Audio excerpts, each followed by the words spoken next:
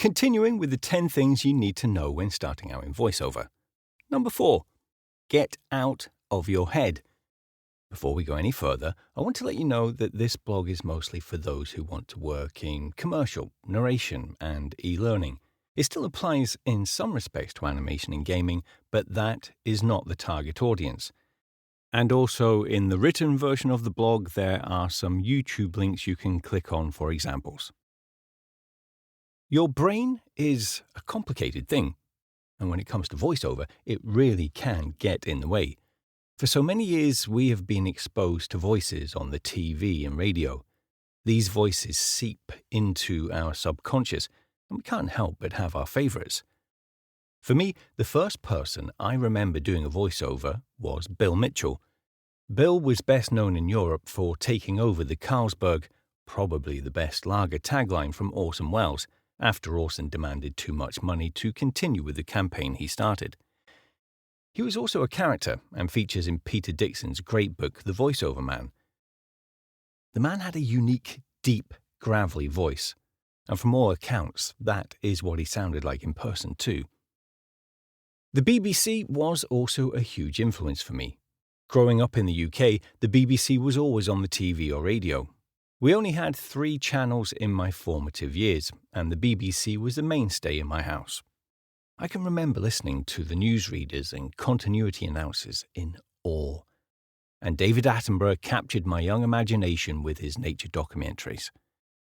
Growing up, I subconsciously wanted to be like them. It even helped shape the weird hybrid RP accent that I have now, especially when you consider that I spent 75% of my life growing up in Scotland. Being naturally affected by your surroundings is okay. The biggest issue for many new talent is that they feel they are not enough themselves, that they must emulate other voices when they get behind a microphone. It happens over and over again when I am in workout groups and group coaching sessions. We all chat together at the start, and you get to hear natural speaking voices. And then when it is time to perform, their voices change into something completely different, and you wonder, where the hell did that come from? What we forget. Most of the famous voices in our head are not caricatures. Even people like Robin Williams, who voiced so many characters, had a natural cadence to his voice, and you know in most instances that it is him talking. What I'm trying to say is that most voices that we love and respect are natural. If you listen to them naturally in a non-performing situation like an interview, they sound nearly exactly the same as they do while performing, especially for commercials. Here are some great examples. Ewan McGregor, Morgan Freeman, John Hamm, Julia Roberts, Juliana Margulies. And if you needed somebody who is not a celebrity, Jodie Krangle, JMC. Now, yes, there are some subtle differences in some of the interview or podcast voices compared to the commercial, but that's the point. They are subtle. They are just playing with their natural voice a little to get the effect they want. That darn microphone! It does weird shit to people. It has something magical that makes people want to perform into it. I've written a blog about this very thing. Your microphone should be like a close friend, someone who you can have an intimate conversation with. When you record a voiceover, you are not speaking to a group of people, although it may be played to a group of people. Each person assumes you are talking to them and them only. It is similar to giving a speech in front of a crowd. The best speeches are by speakers who make you feel like they are speaking to you. It is why speakers are trained to look people in the eye and connect with them. Do you have a memorable voiceover that you have heard?